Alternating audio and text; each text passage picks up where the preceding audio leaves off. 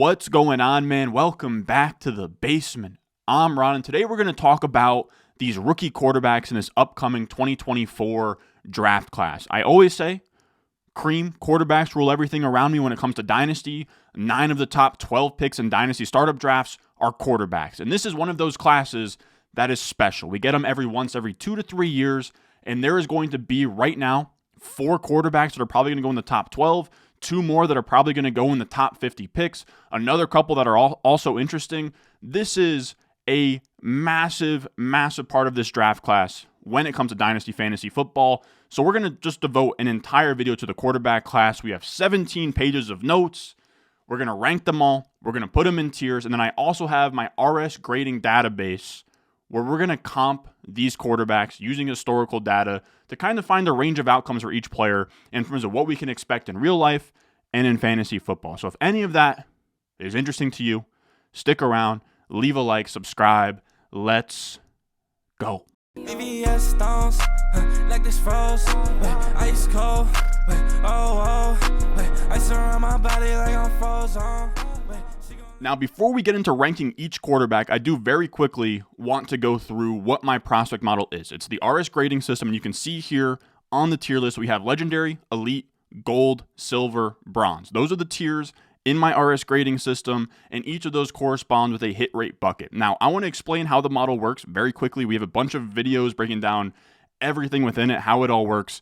Just going to go through very quickly. Now, in my RS grading system, the model, the components it takes into account when it spits out these prospect grades so we know who's going to score the fantasy points. That's ultimately what we're looking to find. And these are the components for quarterbacks. You can see kind of what we're weighing heavily. We have draft capital. So, of course, if you get drafted higher, you're going to be better. You're going to get more playing time, score more fantasy points. Then you have big time throw to turn worthy play rate, which is by PFF. Do your goods outweigh your bads? Same thing with touchdown interception ratio. Your goods outweigh your bads. Hand size and RAS, that's just your athleticism, your hand size. Hand size sounds kind of weird, but it is, in my experience, actually sort of a good factor to look at. Kenny Pickett had really, really small hands. Guys with over 10-inch like mitts, Justin Herbert, Andrew Luck, Josh Allen, guys with big hands also have big shoes and also sometimes can play good in the NFL. OF plus, it's an offensive efficiency metric over on Football Outsiders. Rushing yard market share, are you scrambling? We want that in fantasy. Land Zierlein grade, it's kind of like a draft capital, but it's Land Zierlein analyst over NFL Network. It's just a way of getting kind of like a third-party source on the draft capital grade. Rush and sack EPA, which is just, are you taking bad sacks? And if you are you making up for that in the rushing game? EPA, expected points added, that's just, are you converting first downs, scoring touchdowns, all of that within an offense. If you're taking sacks, your EPA is going to suffer from that. And then ESPN's QBR, which I like a ton. It's their like sort of all-encompassing efficiency production metric that just gives you a score based on how good you were that year and just like being the engine of your offense, creating positive plays, all of that good stuff. Now, all of that gets shrunk down into a grade 10-0 for these players, and we get hit rate buckets based on that. Now, the RS grades themselves aren't as important, right, the number, as the hit rate buckets are. Right, so legendary, a 10 or better grade, top 12 seasons, which is just points per game, 100% of the time. Elite is 77%. Golds are 45%. Silver 20%. Bronze 3%. So it's kind of like the Madden Ultimate Team, legendary, elite, gold, silver, bronze. I think that's pretty self-explanatory. And when we look at the last few draft classes, this is 2017 to 2021, sorted by RS grade. It's not bad, right? That looks about right? We have elites there. Now, again, the buckets matter more than the grades, right? So like Fields on this list and Zach Wilson are both above Lamar Jackson, Josh Allen's Mahomes. Consensus will, not be in that same area. Quarterback evaluations are tough, but we're just looking to get the hit rate buckets there. And the hit rate buckets aren't bad. So, we're gunning for elite. The gold's a little bit of a step down. You have like Darnold, Daniel Jones, Josh Rosen. Silver's at the bottom. Drew Lock, Deshaun Kaiser, Kyle Trask. It's not going to be perfect, but all we're really looking to do is beat out draft capital with our RS grades. Draft capital has about an R squared of 0.466 when it comes to using draft picks to predict a player's points per game in their first 3 years. That's my gauge for this model. We want players that produce early because then we can trade them or actually realize their gains. we don't need to worry about 5, 6, 7 years down the line in Dynasty.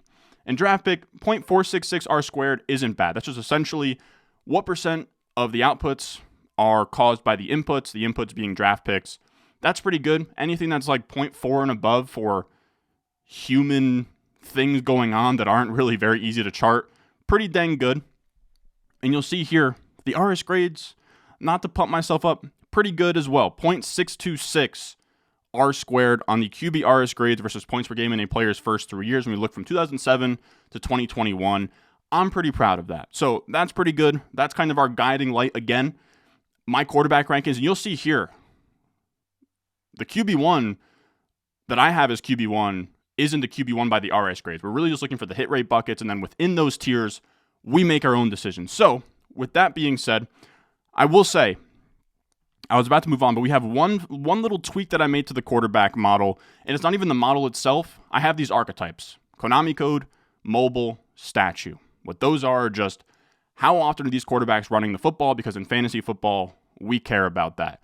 I used to use rushing yard market share, which is fine, but it's a little bit flawed because college stats use sacks. So any quarterback from 2015 and on, that's the PFF era, PFF actually has rushing data without the sacks. So I took their rushing fantasy points per game, or their rushing fantasy points divided by snap, because, players play in games without being the starter. Just on a per snap basis, I think that's a pretty good barometer of how much you're running and your impact. And it checks out, right? With Lamar Jackson at the top, Jalen Hurts is up there, Anthony Richardson, Kyler Murray, and just a better way where you can see the average rushing yard market share. A guy like Will Levis actually ran the ball a ton, but if you were to average out his rushing yard market share over multiple seasons, it's not as good. You can kind of see as well, like Joe Burrow's rushing yard market share a little bit inflated, but he should really be more in that mobile bucket as someone that's not, a Lamar Jackson type guy in the NFL. So moving on from that, we can finally talk about the quarterbacks. I'll have timestamps. You can skip all of that, whatever. Probably should have mentioned that after the intro, but we have 101 Caleb Williams. Now, you're going to see from his comps, he is not legendary. I have him as almost legendary in these tiers. To me, he's in a tier of his own. His RS grade, 8.23. To get to legendary as a quarterback, you need to have a pre-multiplier 8.5 or better RS grade, and then you go first overall and you're legendary. So, Caleb Williams, if he tested or, had a good RAS or something else on top or had a better Lanzierline grade, he's so close to legendary. I'm calling him almost legendary again. We're talking decimals away from getting the multiplier. I'm treating him as pretty much legendary at this point because I do believe he is that good. Now, when we stare at this thing across the bottom, this is what we're going to see for every single quarterback we're going to mention here. We have quarterback comps. Now, I will say, quarterback comps in general are tricky. Wide receivers that get drafted in a given year, we're talking 30. For quarterbacks, it's 9. And 5 or 6 of them aren't even going to really start meaningful games in the NFL. So it's a very small sample that we're dealing with. I tried my best. I essentially filter up and down and try and find the range of players that have similar stats to Caleb Williams. I have offensive efficiency and production in that rookie comps area at the end. That's where I just took into account a player's QBR, their peak season, how long they did it, and just kind of spit out an overall metric. Then you have sack avoidance, which is EPA per play lost on sacks. How negative are your sacks to the success of your offense? That's the other grade. I tried to find players that were in the similar range grade-wise. Then we have height and weight, just similar players from a stature standpoint. It's tough to get exactly that pinned down. Then we have pressure to sack rate. Pressure to sack rate is absolutely huge. It is the new IT metric that I do want to talk about because we're going to talk about pressure to sack rate a ton in this video. And I am excited to tell you guys about it if you haven't heard about it already, where it is a really interesting stat where it's on PFF and it's just the percentage of pressures where a defensive player's in your face and you take a sack. And you can see over these last few draft classes, I believe this is this is going to be, I think, 2017 to 2023, all first round draft picks sorted by pressure to sack rate. And you can see that's what makes Anthony Richardson and Patrick Mahomes so special, where there's a lot of those Konami code guys, right, where they scramble the ball a ton, but they take sacks. Look at the bottom, right? You have Fields down there, Lamar Jackson, Marcus Mariota, Daniel Jones. Guys who run the football are more susceptible, right? They invite pressure, they get sacked more. But what made Anthony Richardson and Mahomes so special is that they do that along with Deshaun Watson. They do that and then they don't take sacks. And then we also like to see it for statues, right? Where like CJ Stroud, Tua, they're not taking bad sacks. We generally want our guys not to convert pressures into sacks. Also, for as much of flaws as Josh Allen had in college, 16% pressure to sack rate for a guy that scrambled as much as he did and like created outside of the pocket as much as he did, that's a really good number. So it's a very strong signal that, like, who knows, we'll see when if I tweak the model next year that I include pressure to sack, but it's something that I wanted to include in the comps because it does matter. Now, when we like sort it by the worst ones, to me, it's much more of a signal if you have a bad pressure to sack rate than it is a good one, right? Because we can look at this again and like, again, to me, it's much better like a scrambling quarterback having a very, very low pressure to sack rate because, again, you're looking at like Mac Jones and like Tua's fine, like Sam Darnold, Josh Rosen. So it's not like if you have a good pressure to sack rate, it's not like a massive positive unless if you're like a scrambler type quarterback. But if you have an awful pressure to sack rate, it's really not a good thing where you can see Sam Howell's up there.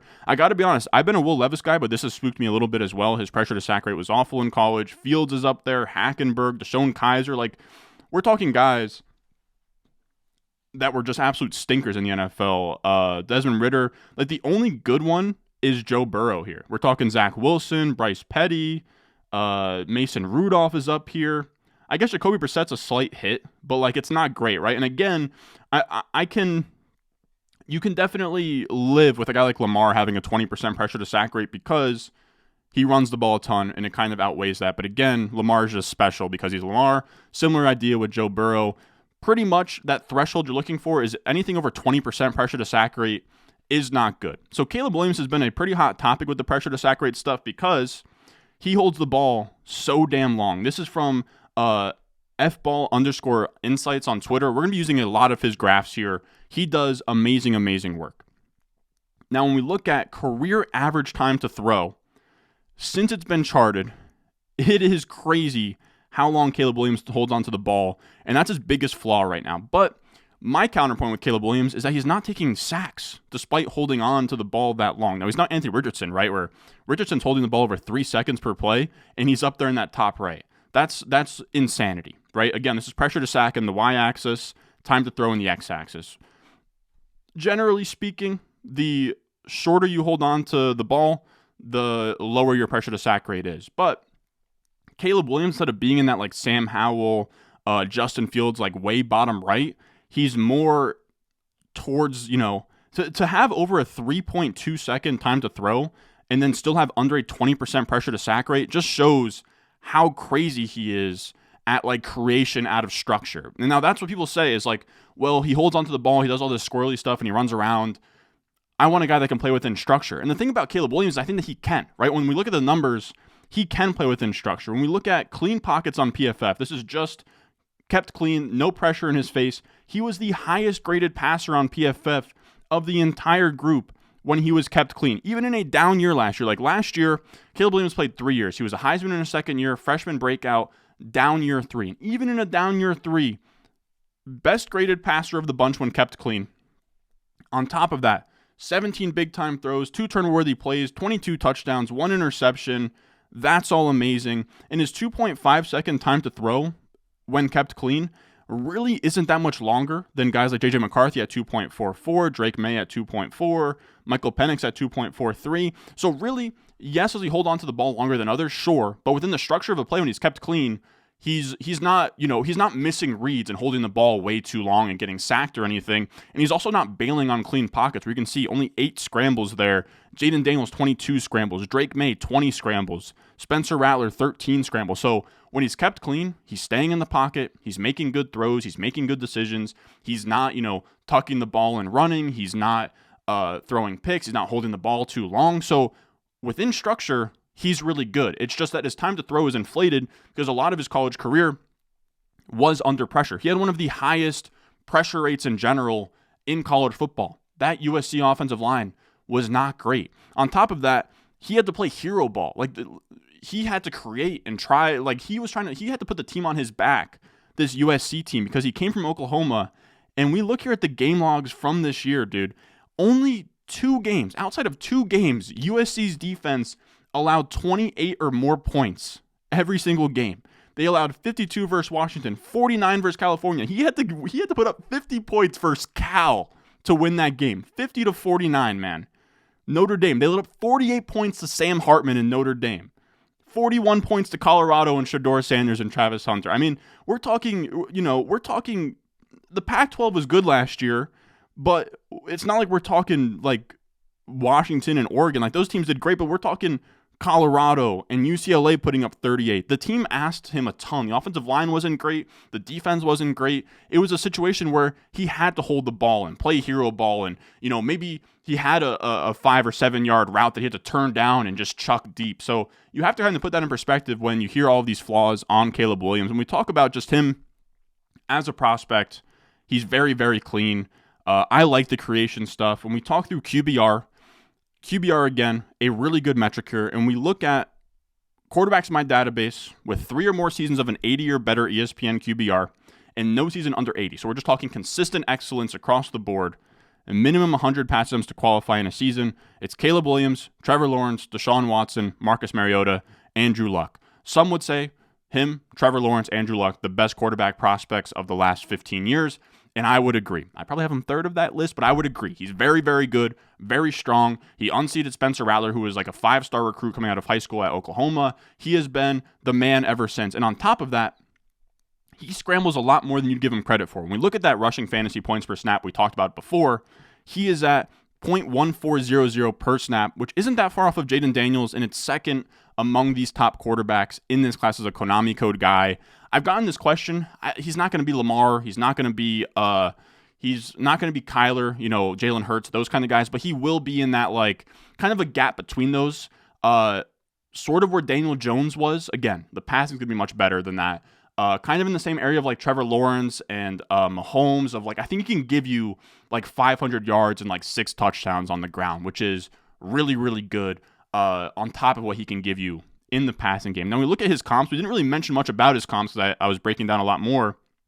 He also had 27 rushing touchdowns, which is huge. It's only less than Daniels and Bo Nix, who both played like 17 years in college. So he scores a lot of touchdown. The red zone stuff is very good for him.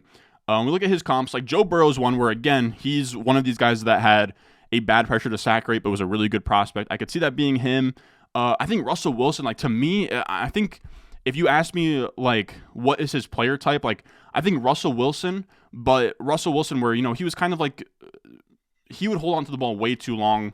Pressure to sack rate was bad in the league. I think Caleb can be a similar creator to Russell Wilson, have that rocket arm, but then also be in a higher volume situation like a Joe Burrow with that arm talent. That's kind of where I would have it. Other comps you'll get is like Baker as a guy that's had really good production, not great at taking sacks, but to me, Baker was like this 5th-year guy. I don't love him as a comp. He just kind of popped up. Mariota, I don't think that, like Mariota to me was more of a scrambler, less of a clean creator. And then Justin Fields is in there. I think Justin Fields is like his worst case scenario, where he gives you fantasy seasons early on, but the pressure to sack rate, we sold it, and his sacks are a big problem. Him holding onto the ball is a big problem, and he doesn't work out in Chicago either, with the stench of just like that franchise. Again, that's like worst case scenario. So Caleb Williams to me, I really like him. Now, moving on to that next tier. This is gonna be a long video. I'm not gonna lie. We're gonna have timestamps. You guys can jump around. We're going through thoroughly with these quarterbacks. But next up, we're gonna go Drake Maye. Drake Maye is my QB2, but you'll see the other 2 quarterbacks in this tier have better RS grades than Drake Maye. Again, it's really more of a bucketing thing. And this is how his comps come out. Now, he is a big framed, right? He's like 6'4", 223 pounds. I have Justin Herbert in there. Despite Justin Herbert not having similar rushing yard market share, they are not similar size. You have to remember, Justin Herbert had like 2.5 inches on him and like 13 pounds. But again, when you're like 6'6" like Herbert, you're going to have more pounds. Their BMI is like about the same, him and Drake Maye. And like Drake Maye is that like big-bodied traits type of quarterback, but he scrambles more than that, where you can see his 25% rushing yard market share was more than Mariota in college and rivals Robert Griffin III coming out of school. Now, I'll also say, I didn't know RG3 was a big fella coming out of school. He's also that like, he was what, 6'2", 223, so he was actually kind of thicker than Maye, RG3. Now, when we look at Maye, he's kind of like Justin Herbert, where Herbert's best year was in his second year. Same with Drake Maye. Now, Justin Herbert was a 4-year starter, Maye a 2-year starter. So not all that similar, but they both finished their college career with a down season, which to me isn't the end of the world. Like we've seen that. Andrew Luck, if you look at his QBR across the board, one of his worst statistical seasons in his final year. Same with Deshaun Watson. It happens. You're not going to be linear, right? It happened with Caleb Williams as well. And I think it's a little bit overstated that he had like this down year. He had a down year efficiency-wise because UNC asked him to do so much. They didn't have the studs they've had in the past. They had Devontae Walker for like half the season. He had 44 dropbacks per game, which is the most since Mahomes had 52 dropbacks per game in a season. They relied heavily on Maye. Maye was the offense, and even in there, I love the upside because of his big-time throw data. Big-time throws is one of the biggest parts of my model, and it's a huge positive for guys that have big-time throws. It sort of shows your ceiling, and he didn't have a lot of turnover-worthy plays either, so his ratio was great, and that's really what we're looking for. Now, when we look at just like per game, now also shout out to Todd. He's somebody that I love on Twitter. He's in the Dynasty space. He's someone that I've talked to since I first started on YouTube. We've kind of kept in touch here, but he does great stuff on Twitter at Dynasty S Flex on Twitter. Big time throws per game to pressure to sack rate per PFF. Maye stands like this Mahomes area of like over 3 big time throws per game. He's in like an area of his own. It's absolutely absurd. And then you also have on the x-axis pressure to sack rate. So his pressure to sack rate was more than Mahomes. That's kind of the scary part with him, but still under that 20% threshold. So it's not like the end of the world. Now, if you want to look at kind of an easier way to look at that, Todd had, in terms of like the top 9 guys in big time throws in their final 2 seasons among first round picks, Maye is at the top of that list. 79, then Mahomes at 72, then Watson, then Burrow, then Josh Allen, then Caleb Williams. Pretty dang good list to be a part of. And then maybe you're like, oh, well, he had 44 dropbacks per game. Who cares? Well, his rates were great too. So just in terms of like per attempt, 8.1% of Drake Maye's pass attempts were big time throws. The most in the last 2 quarterback classes. CJ Stroud is up there. Caleb Williams is up there. I mean, what else is there to ask? Now, I will say, there's definitely some downside with Drake Maye. What I love, the upside of his arm. He has all this arm talent in the world. He's making big time throws. He's playmaking. He had one where he like shot putted it with his left hand. I don't really watch a ton of tape, but I've seen I love the QB school. I'll give a shout out to him. I watch his breakdowns on these quarterback prospects. And Maye is a gamer. He's a playmaker. But he definitely has some flaws to his game, right? That's why I have these guys in a tier below Caleb. All of them kind of have their own flaws and much bigger red flags than Caleb Williams. With Drake Maye, it's his accuracy. Now, he's just 21 years old. He misses layups, right? There'll be times where there'll be like a 5-yard out and he'll just completely miss it. He'll throw it out of bounds. It's not a great look. And when we look at the actual numbers of it, shout out to, I believe this is Warren Sharp pulling from Sports Info Solutions. He was 92nd out of 123 quarterbacks in terms of on-target rate, 0 to 9 yards, 101st out of 103, 10 to 19 yards, 40th out of 78, 20-plus yards. There's a story this offseason that may regress because of offensive line play, which is why it's important to reiterate these numbers are from a clean pocket.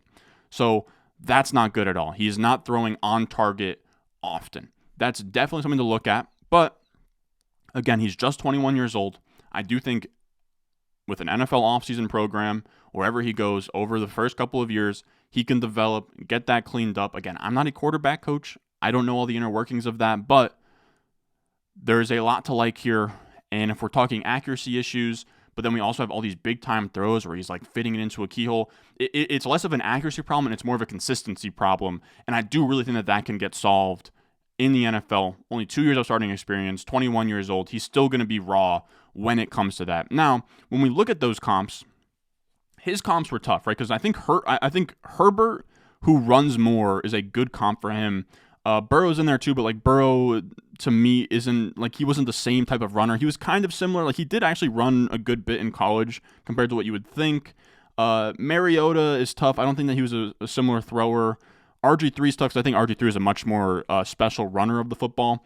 And then I think like when you're talking like his absolute floor, like where it could go wrong, is where he's young and he doesn't develop, and we're talking about like a Blake Bortles or a Sam Darnold or a Mitch Trubisky, of guys that had not a ton of starting experience and just kind of flamed out. That's 100% in his range, right? None of these quarterbacks are perfect. We saw with the 2021 class, one of the best quarterback classes I can remember, and everyone besides Trevor Lawrence has flamed out. There's a chance that happens in this class, so it's important to be realistic, but I still do really like the upside because, again, when we talk about his rushing upside, it is really, really good. Where you can see here for Drake Maye, he is in that Konami code area, less rushing fantasy points per snap than Caleb Williams and Jayden Daniels, but he had more rushing yards on less total snaps than Caleb Williams, just less touchdowns. We'll see how that works in the NFL. That could just be a coaching tendency thing that he wasn't, that he didn't have like 20 plus rushing touchdowns in his career. He also threw a lot of touchdowns, if we're being honest here. So something to definitely look at. Again, I do really like Drake Maye. To me, 21, young, the consistency issues, I think I can look over them. I just love the traits, the size. He runs the ball. He's like tough.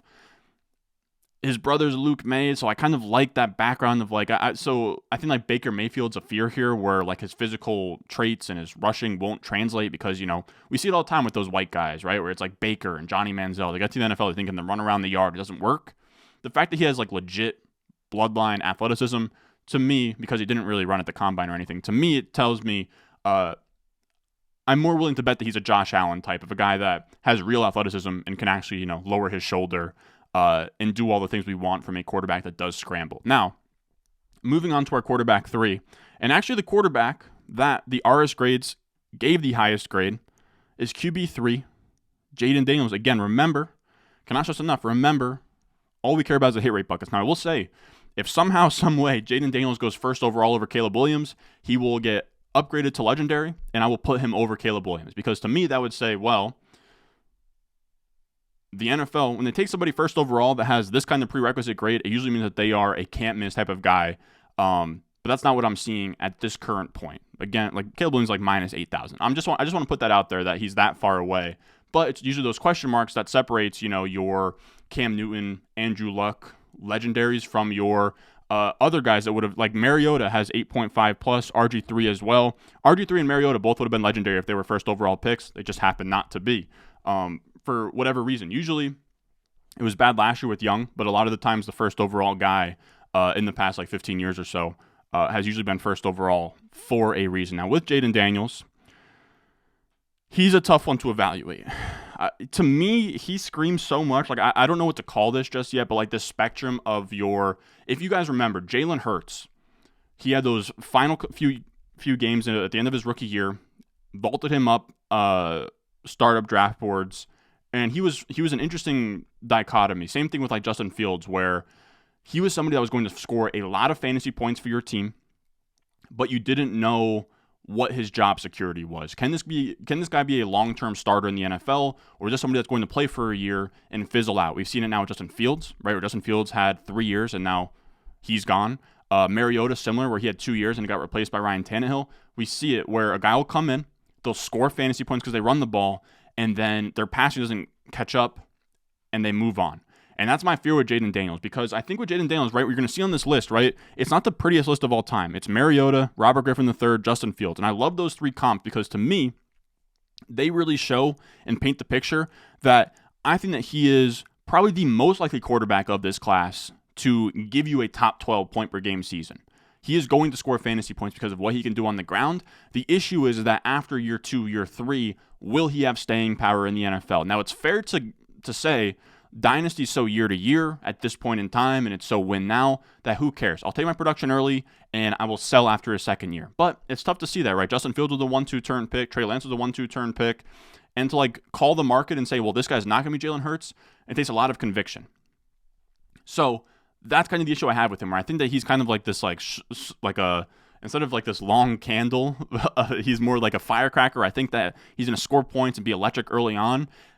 But if you get that out of your early rookie pick, like that's a pretty good outcome. So it's kind of weighing that out in your head of how to treat these guys. Again, they're all in the same tier for a reason. Now, the issue, the reason why I'm skeptical of him coming in and immediately being very good. Now, I will say Lamar Jackson's on this comp list. Lamar Jackson's special, man. 49.34% average rushing yard market share. Lamar is just like this whole other animal when it comes to prospecting. He went 32nd overall. Just like a very weird evaluation, way to put things in models. No one will ever be Lamar. Jayden Daniels especially is someone that when he takes hits, it looks like a Looney Tune. It looks like a Sonic animation where you lose all of your rings. That's what happens when he gets hit. Lamar Jackson's the opposite, where he can juke out. He did it in the regular season game versus the 49ers, where he just cut on a dime and juked out Fred Warner, all-pro linebacker, and he is always at 75% speed, and he's sliding. He is, I would almost call him obsessed, almost like Dennis Rodman rebounding in terms of just playing at his own pace and sliding and picking his spots and not taking big hits. Jayden Daniels is the opposite, and on top of that, his pressure to sack rate is really, really bad. You can see here it's the worst of this list, worse than Justin Fields, which that's his biggest issue. Justin Fields is taking sacks, holding onto the ball.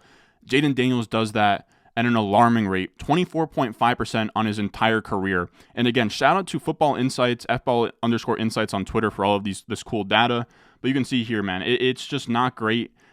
He's in these buckets of Deshaun Kaiser and Christian Hackenberg of highest pressure to sack rate on non-blitz dropback. So he's not getting blitzed, and still 25% of the time he's turning pressures into sacks, even when the defense isn't sending more pressure. Then underneath that, round 1 to 2 quarterbacks since 2016 to average under 5 yards per dropback under pressure and an over 20% sack rate. So he's not efficient, and he's taking sacks when he's blitzed. Christian Hackenberg, Zach Wilson, Justin Fields, Will Levis, Jayden Daniels. I mean, yikes. We're talking a guy in the pocket struggles to these are numbers that tell you that he's struggling to read a defense quickly. He's struggling to evade pressure. Then we also have this here where if we look at, shout out to Zach Kruger as well. He's been doing a lot of the pressure to sack rate data this offseason, and this is the worst career pressure to sack rates. It's Hundley, Hooker, Sam Howell, Will Levis, and then Jayden Daniels, then Desmond Ridder. It's just it's an unfathomable territory where if it was low 20s, it wouldn't be a huge deal, but we're talking bottom 10 ever in the PFF era. Now, I do think as I'm actually recording this, some of you guys might say, well, that's his career rate. What was it in his final season? Well, that's actually what I want to look at right now as we're doing this live, because I think that it's going to be a good data point here. I'm not going to have a picture, but when it comes to Jayden Daniels and his pressure to sack rate in just 2023, 20.2%. So, career 24.5%, his final year 20.2%, but still that 20% number is still the scary one. So even in his best year, he still was above 20% pressure to sack rate, which is not good. On top of that, when we look at kind of the positives, the negatives are very clear. He holds the ball, he takes sacks, he's not good under pressure. That's not good. Now, the good part for him is that he has one of the craziest QB seasons of all time when we're talking about college football. This past year, he wins the Heisman. He passed for 3,800 yards and 40 touchdowns. He ran for 1,250 yards and 10 touchdowns. Just monstrous stuff. It came out as the second highest QBR season of all time. That's really good, but it came late, right? We're talking, it came in his age 23 season. But I will say, that was Mac Jones, that was Joe Burrow on this list, that was Russell Wilson. It came in his final year. Cam Newton as well. It came in his final year. So it's not necessarily a death sentence that it came so late. You'd have liked it to have been earlier, but it's not bad. It's a list of, this is a list of guys that have ever had a 90 or better QBR season. And for the most part, we're talking the only misses are in terms of top 12 quarterback season hit rate: Mac Jones, Baker, Sam Bradford, Johnny Manziel, Pat White. And I believe all of these guys besides Pat White went in the first round. So he's going to get drafted highly, which means he'll start games, which means he'll score fantasy points. The pressure to sack data is just an issue for me because it does signal that him as a long-term starter is going to be tough. It's going to be similar to Fields, where he's going to take sacks and it's going to be ugly at times. And then he's also going to maybe have one of the craziest rushing seasons that is up there with the Lamar Jackson MVP season and what Michael Vick did back in the day. So it's tough to sort of gauge. I think that he's going to score fantasy points early. I have some questions about him as a long-term starter. To me, still a top 5 pick in rookie drafts pretty comfortably. For as much as I've, said some bad things about Jayden Daniels, he's still my QB3 and still somebody that I have a lot of in redraft, and I'm going to plan to draft some of in Dynasty. I just wanted to make it clear of the risks with him. Now, again, this entire class has red flags across the board, where our QB4 is going to be J.J. McCarthy. And he, as you'll see, also qualifies for elite and also has a higher RS grade than Drake Maye. Again, hit rate, buckets is all that I really care about. And J.J. McCarthy is a really tough one to even find comps for. This is somebody that didn't have a single season. He didn't have a single season over 3,000 passing yards. I believe that that's the case.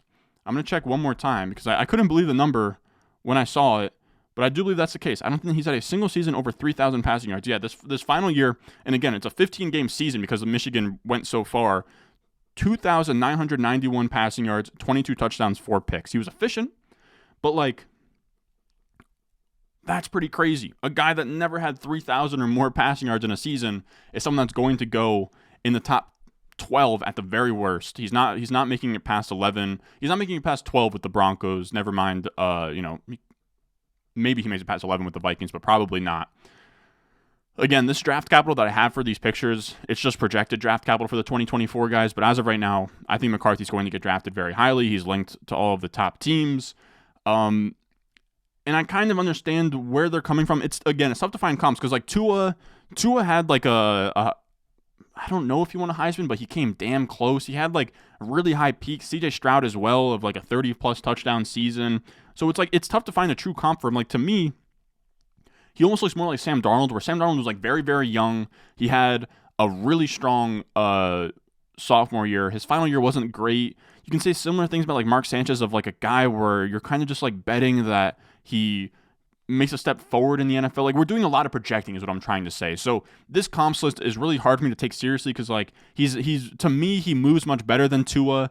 To me, he's not even in the same class as a thrower as CJ Stroud.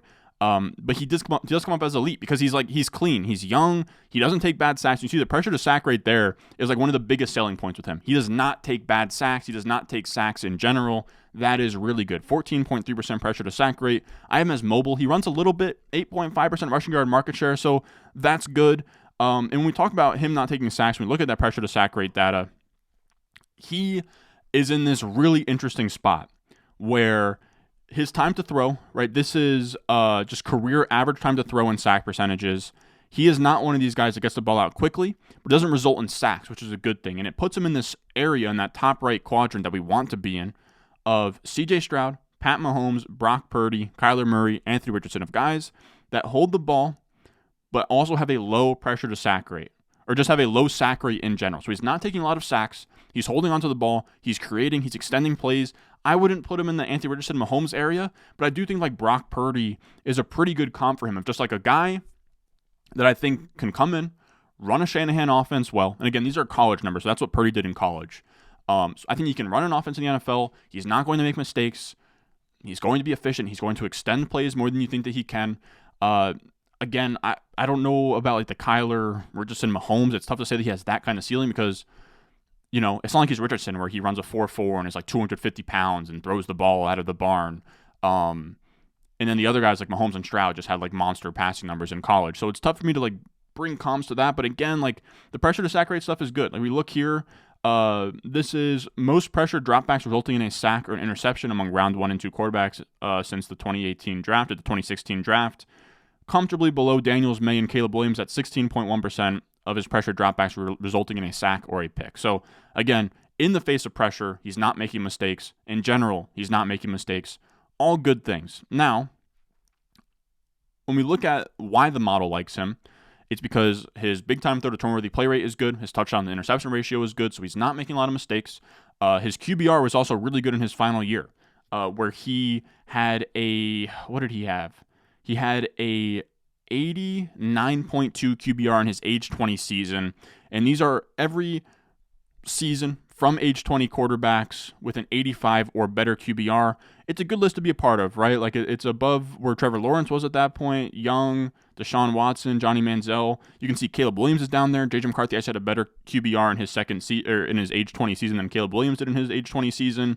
You have Tua at the top, Fields, Bradford, Stroud, Marcus Mariota, Pat White. So this past season for him was really good, but it was efficiency and not production, which is like a concern for me because I think again he could be that Purdy where he's on a team that's like bottom 5 in pass attempts, kind of like Tannehill on the Titans, where it's not going to be a high volume passing offense, but he's going to do what it's almost a given to me that one of these like Shanahan, LaFleur, McVay disciples, like Kevin O'Connell for the Vikings, one of those disciples are going to draft him and just, have him be the puppet like we've seen with Brock Purdy, and he's going to be very good in that system. Now, I will say as well, he's a very underrated athlete as well, where he, for whatever reason, he ran the 3-cone drill and posted one of the best times at the combine. I believe that he had a better 3-cone than Rome Odunze. The only guys are just those 6 players ahead of him there in the 3-cone drill. The rest he was better than. 6.82 is damn good. Like, that's better than a lot of players that ran the 3-cone. Shout out to him. So, I mean, he's very good in short area. He's good at dodging, pressure and avoiding sacks. It's just really tough. He is a projection. It is very much like a matter of being like, can this guy be a 4,000 yard, 30 touchdown guy in the NFL? Because that's what you need for him to be a first round startup pick. Or else he's in this Brock Purdy zone of like still good, right? Of a guy that could be like a 2-3 turn guy in startups, but we're talking like that high end upside. To me, it's much easier to see with the other 3 quarterbacks than it is with McCarthy. But we could look back on this and be like, Ron, you dumb idiot.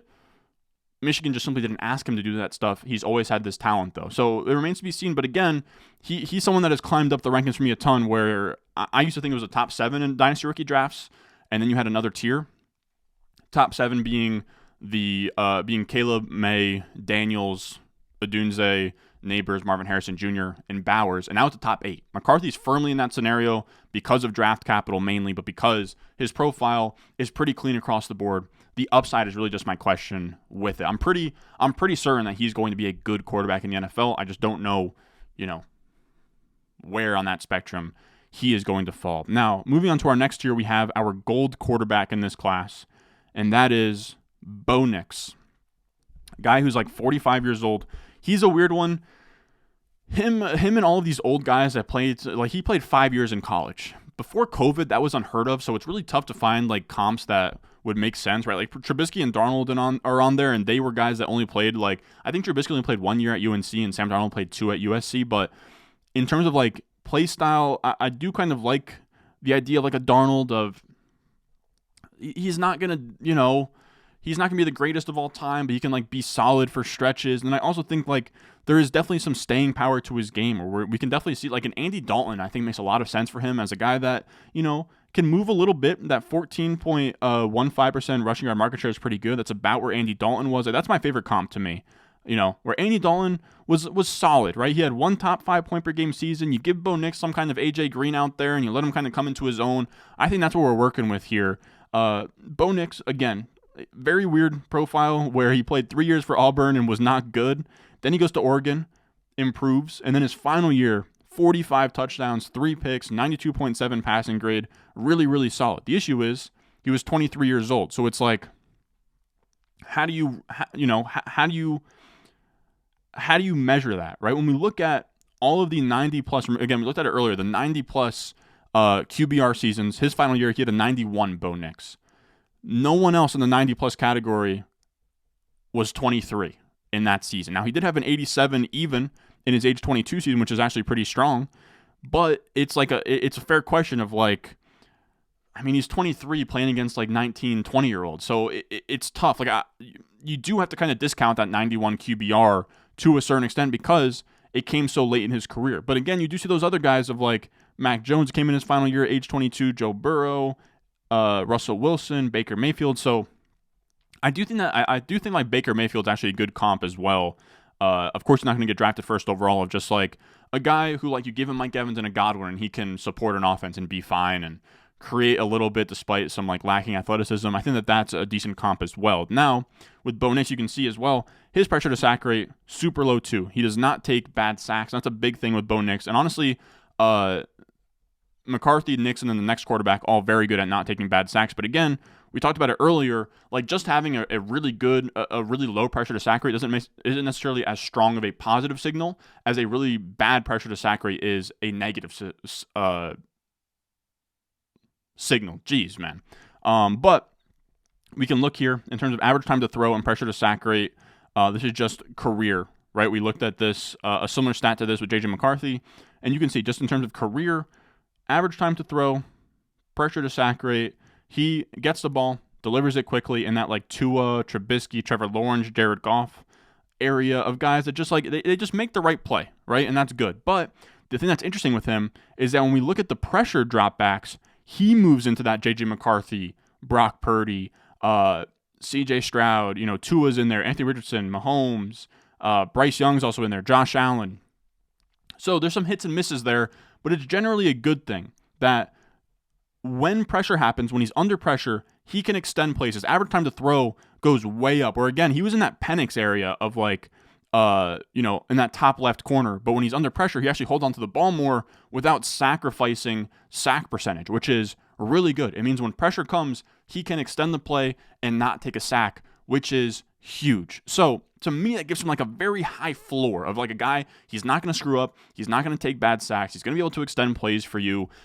I don't know what his super high-end outcome looks like. I think that's like probably Andy Dalton, and that's like not bad. Like if you use a second-round rookie pick and you get Andy Dalton, who had like 8 years of like pretty decent production and like some really high peaks, I think you're happy with that. And on top of that, his rushing production for a fantasy perspective is also really underrated. Or if you look at the rushing from this draft class again, that's not what I'm looking for. If you look at the rushing from this draft class again, he is not in Konami code, but he just missed it. He just missed Konami code .1050 rushing fantasy points per snap, and the most career rushing touchdowns of anybody in this draft class. That is really, really good stuff. So he's used around the goal line. If that trended to the NFL, then you can kind of take some of his limitations and you add rushing touchdowns in there, then his ceiling gets raised a bunch. So Bo Nix to me is really, really fun. I don't know what the ceiling looks like, but I'm pretty confident he's going to be a good quarterback.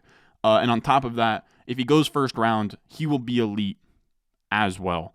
But I will say, like, you can see Colt McCoy's in this list. I think Colt McCoy's a good, like, he could just be a guy that doesn't have the traits. Like, Colt McCoy was a really, really good college player. Made it to the NFL, had some backup stints, was a really good backup. He works underdog, so I want to kind of watch my tone. He was really good. I loved watching him in college, but like, he's not going to be able to throw the ball like Josh Allen did. And Bo Nix has those similar, holdbacks in his game or downfalls in his game, and that might be why he ends up being like a Colt McCoy as like a career backup that is solid for stretches, but is never like a fantasy starter for you at any stretch. Now, our QB6 here is going to be Michael Penix Jr. He comes in at silver, and with pressure to sack rate being, again, a hot topic, kind of like the main thesis of this video, his pressure to sack rate is the lowest in my entire database. Now, again, to me, it's less of a signal, unless if you're a scrambler, right? So like Mahomes and Richardson, even Wentz early season, like all the Konami code guys that were in like this area, pressure to sack rate, have been pretty good. I mean, the jury's still out on Anthony Richardson, but it's very special. If you can run and create and not take sacks, like you're kind of a unicorn. But if you're just like a statue and you don't take sacks, it's not like the craziest thing of all time. Like Stetson Bennett's on this list, Davis Webb is on this list, Mac Jones is on this list. So again, it's not like the fact that Michael Penix has the lowest pressure to sack rate in my database, it's not him. It's not like this guy's automatically going to be a great quarterback. That's what I'm trying to say. But it is a good signal. Now, when we talk about him, he's interesting. His comps, right, when we look at the offensive efficiency and production and sack avoidance, his offensive efficiency production, like a B+. Remember, it's his entire season. Pretty good in his final year, but like he had some ups and downs at Indiana. Sack avoidance is really, really good. And he comes in and looks like these pocket passers that don't take bad sacks, but that's like, anywhere from Jameis Winston. I don't mind the idea of him being like a level-headed Jameis Winston, where he can give you the highs of Jameis Winston without the boneheaded decisions. That would be great. Probably more fair comps are more guys like Sam Bradford, pocket passer, and just can kind of do what you ask of him. Rest in peace to Dwayne Haskins, but like similar style of just like statue quarterback and sit in the pocket and throw. But him being such a statue, that was kind of to his detriment. I will say Michael Penix tested out of this world for a guy who doesn't scramble the ball a ton. He has 2 torn ACLs. I think he tore his ACL twice in the same knee, which is really bad, and why I think his draft capital could suffer from that, and why he doesn't scramble. But I think part of the reason why he can avoid sacks and pressure is because he is actually a very good athlete. He just doesn't like to put on display, just as someone that has had a lot of injuries. And I think also Nick Foles is like a good one as well. It's just like, Nick Foles never had like a really great stint, but he was like this backup that would come in and be good. as like a similar guy, like just cannon arm, statue type of player. I think that's what we're looking at with Michael Penix as well. Again, when I say statue, he had just 80 rushing yards last year. So this is somebody that needs all of his fantasy production through the air. And I will say, to his benefit, he is somebody that pushes the ball downfield, right? Where if you're not going to get fantasy points on the ground, you need it through the air. And outside of touchdowns, which are, I wouldn't call them random because they're the best quarterbacks have the highest touchdown rates, but touchdowns are not that sticky year to year. But what you can do and what is sticky is average depth of target. The further you throw the ball, the more expected fantasy points per attempt, if that makes sense, right? Like the more air it travels, the more yards on that given throw, and the more fantasy points you get from that throw. And he is somebody that has a willingness to throw downfield, where among first-round quarterbacks since 2017 that threw the ball 13.5 yards or more, average depth of target under pressure since the 2017 draft, you have a bunch of guys like Mahomes, Allen, Lamar, Deshaun, Sam Darnold, Herbert, Jordan Love. Then you have Drake Maye, and you have Michael Penix Jr. So guys that in the face of pressure are pushing the ball downfield. That's really good. He had a 15.5 yard ADOT on pressures. He avoids sacks. He creates downfield. That's all really good stuff. We want that if a guy can't run a bunch. Now, I will say, like, his detriment is that, like Bo Nix, he played in, like, super old, right? He was 23 this past year. The issue is he had just an 83.4 QBR. His efficiency wasn't that crazy. He's somebody else that, like Maye, has some accuracy issues too. 83.4 QBR in his age 23 season isn't great. Like outside, like it's when we just sort by age 23, it's not good, man. It's Aaron Murray, Brandon Allen, Stetson Bennett, Colt Brennan, Aiden O'Connell is like kind of your ceiling. A.J. McCarron, Landry Jones, Will Grier. It's tough. It's tough when you make it this far in college, you didn't get drafted for a reason, but you can say because of the COVID year, you can build that excuse in if you'd like to. In Dynasty, for me, with Michael Penix, I think you're kind of just hoping that he gets draft capital, he starts a few games, and you flip him, kind of like a Sam Howell last year, if you were smart enough to flip him, where you wait for him to play, he has some good throws, he has maybe the strongest arm in the entire class. It's just a matter of like talent and accuracy and mobility, decision making, all of that. So it's tough with him. I think there's going to be some flashes. I think it's tough for me to see a world where he's like a top 12 Dynasty startup pick at any point. But I could see a world where you take him with like a second and he returns that value, kind of like a Sam Howell did. But he could also be Hendon Hooker, where he like never gets on the field and he just kind of burns a hole in your Dynasty roster. Now, the last player I wanted to talk about, someone that right now I'd be fine taking in like the third or fourth round of rookie drafts. I figured it would be acceptable to talk about him, would be Spencer Rattler. I'm not all interested in Joe Milton. Joe Milton, if he gets, I don't know, if he gets like day 2 draft capital, I'd be interested, but I think he's going to be like a 6th round pick or something, like, and be kind of like a Tyree Jackson and maybe end up switching to like tight end or something. We'll see with Joe Milton. But with Spencer Rattler, he's interesting. I'll take him at the 3-4 turn in rookie drafts. He's tricky because you can't really make the case for Spencer Rattler with numbers. Like in terms of numbers, nothing really sticks out for Spencer Rattler, but all you hear about is how much tape grinders love him and love his like arm talent. Now, we have big time throws, but that's still not like, it's still not a really good barometer of kind of what arm talent really is. We don't really have a way of doing that. But to me, he does feel like a Geno Smith, where as a Jets fan, I remember coming in, he had all the arm talent in the world. He could throw the ball like crazy and air it out and chuck it. It was kind of between the ears that was the big problem. We saw that him getting punched in the jaw by some random guy on the Jets because he like owed him money, and then he eventually goes to the Seahawks and he's like amazing there, right? I could see it being similar to Rattler, not that you have to wait 10 years for him to pay off, but the fact that like it's a similar archetype of player where the physical traits are there, and it's just kind of like between the ears of like being, not having one of these like Heisman seasons and kind of having to be raw and kind of figure things out. So that's where I have him. I'd say Sam Howell's a decent comp as well, as like a guy who we just talked about with Penix, where he could just come in, start a few games, everyone gets excited, and you trade him away. So like there's a lot of easy ways for him to gain value here. Now, when we look at Spencer Rattler, again, it's tough to like measure arm talent, but if we did, I think prospect rating is kind of a good way of doing that. Or wait, this is No, this is out of high school. I'm actually kind of shocked by this, but yeah, I think this is out of high school. And this is the quarterback rankings from his quarterback class. You have Bo Nix there, you have Jayden Daniels, you have Sam Howell. Spencer Rattler was the quarterback one in his class, 5-star recruit, Prince who was promised. And he actually goes to Oklahoma. And in his first year, in his age 20 season, he was actually really good. I believe that he redshirted his first year behind, I think it was Jalen Hurts at that time. He redshirted his first year. He comes in 81.2 age 20 QBR is pretty dang good. You can see, guys, this is the full list of guys who had an 80 or better QBR season in their age 20 season, 80 plus QBR. But it's not a great list in his range, right? We're talking like Teddy Bridgewater. We're talking like Brett Hundley, Jake Fromm. We're talking Kevin Hogan, Brady Quinn, Ian Book. It's a mixed bag at best. And then you can see as well, age 21, 22, 23, his QBR falls off a cliff, which is brutal and kind of like the holdup with him. On top of that, he's someone as well, you can see in the comps down below, 20.2% pressure to sack rate. So he hits that 20% threshold that we really don't want to see.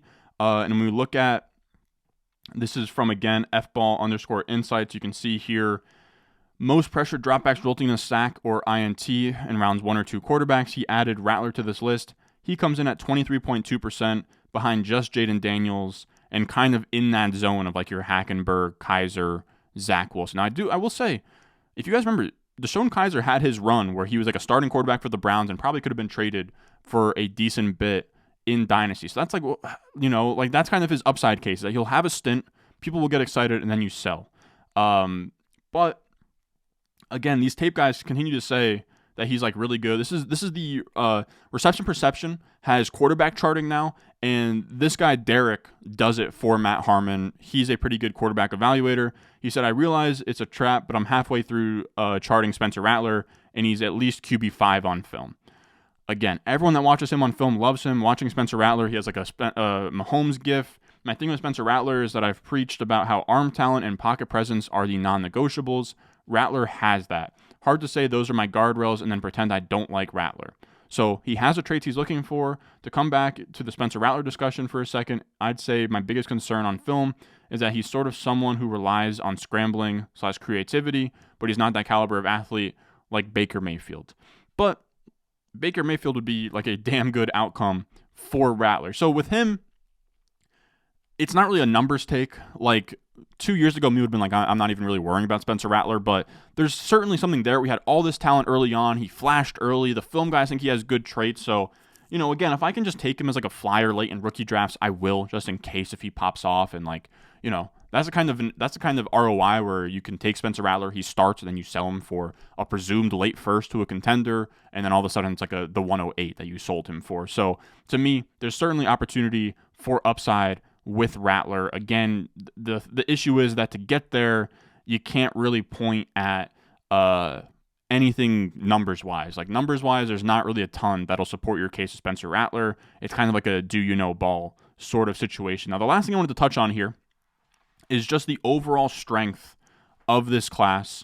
And this class is really, really strong. I put together a quarterback class quality score where if you have a legendary quarterback, that's 10 points. If you have an elite quarterback, that's 8 points. A gold quarterback, that's 5 points. A silver quarterback, that's 2. And it's roughly based on the hit percentages, where, again, remember, legendary is like 100%. Elite was 77%, so 8. Gold was 45%, so just round up to 50. We'll make it 5 to make it easy. Silver was like 20%. So it is the second strongest class in the RS grades ever since 2007. Now, again, you can say, well, 2021 sucks. So, like, what makes you say that this quarterback class won't suck too? Quarterback evaluation is all over the place regardless, and that could happen here too.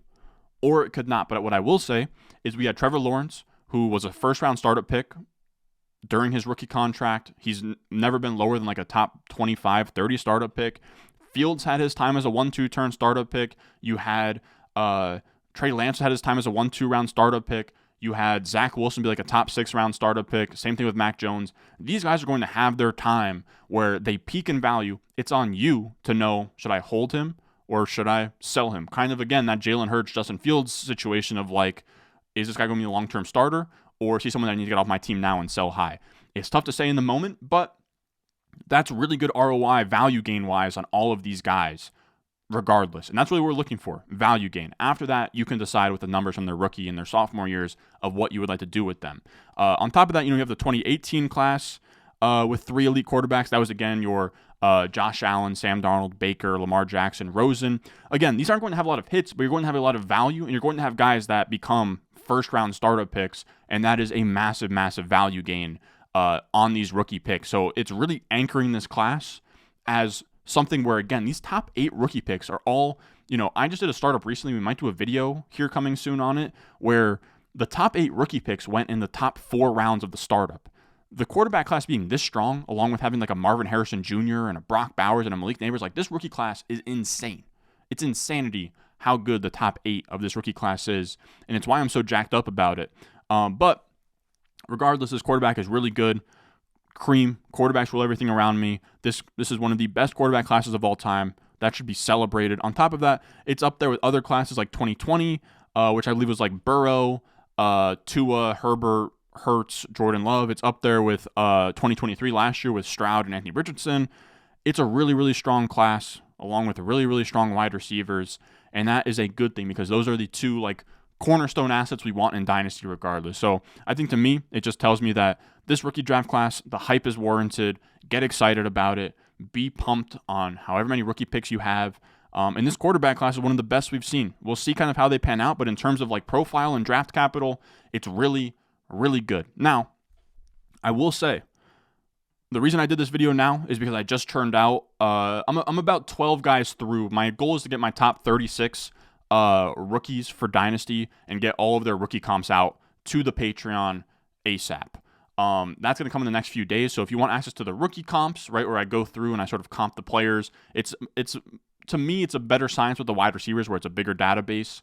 Same thing with running backs as well. But you get access to all of that. You get my RS grades since 2007, my quarterbacks, running backs, wide receivers, tight ends. I have my top 48 rookie rankings out right now. I just did a Dynasty rankings up there with my top 250 for startups. If you have a startup coming up, you have, again, RS grades. You have my rookie comps. You have everything you could possibly want, all on Patreon, patreon.com/Ron Stewart. You can get access to all of this data down below in the comments at the top of the description. You click it, patreon.com/Ron Stewart will take you there, and you can sign up there. You can get all of that cool stuff. But if not, I appreciate you for watching regardless. As always, leave a like, subscribe, and I will see y'all in the next one.